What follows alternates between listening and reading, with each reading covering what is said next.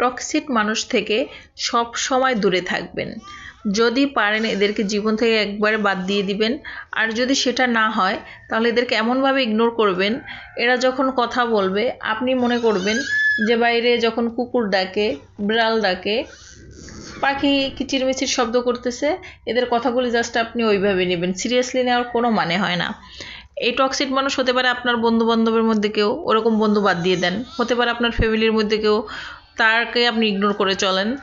হতে পারে আপনার পাড়া প্রতিবেশী, এদের সাথে আপনি চলাফেরা বাদ দিয়ে দেন। টক্সিক মানুষগুলি আপনি কিভাবে চিনবেন?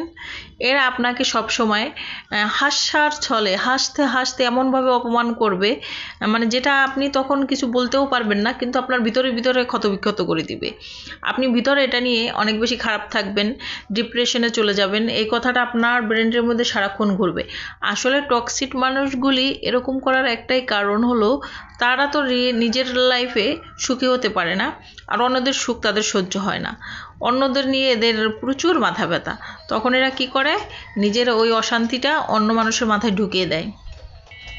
এরকম হাসতে হাসতে অপমান করা লোকজনকে আপনি কখনো পাত্তাই দিবেন না। এদের থেকে যত দূরে থাকবেন, নিজে ভালো থাকবেন, নিজে সুখে